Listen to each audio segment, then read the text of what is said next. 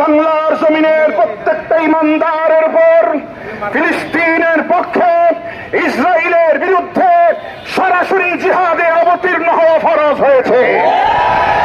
গোটা পৃথিবীর বিশ্ব ফতোয়া বোর্ড ইসরায়েলের বিরুদ্ধে, বেনিয়ামিন নেতানিয়াহুর বিরুদ্ধে, ইসরায়েলের দোসরদের বিরুদ্ধে জিহাদে অবতীর্ণ হওয়াকে ফরজ ঘোষণা করেছেন।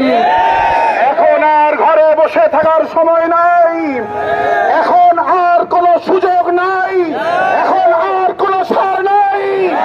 ইসরায়েলের বিরুদ্ধে যার কাছে যা কিছু আছে তা নিয়ে মাঠে নেমে যেতে হবে।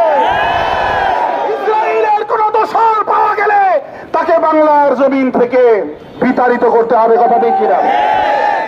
কিছুদিন আগে বাংলাদেশের যে পরিস্থিতি তৈরি হয়েছিল, অনেক দেশপ্রেমী অভিজ্ঞ দেশের চিন্তাশীল নাগরিকেরা বলেছিলেন যে এখন দেশের সেই পরিস্থিতি তৈরি হয়েছে যে দেশের সমস্ত যুবকদেরকে সামরিক প্রশিক্ষণের প্রয়োজন।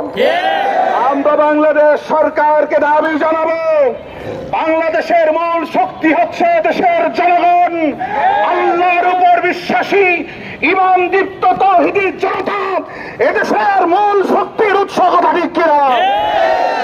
বাংলাদেশ সরকারকে দেশের স্বাধীনতা সার্বভৌমত্ব রক্ষায়, গোটা পৃথিবীতে শান্তি প্রতিষ্ঠার লক্ষ্যে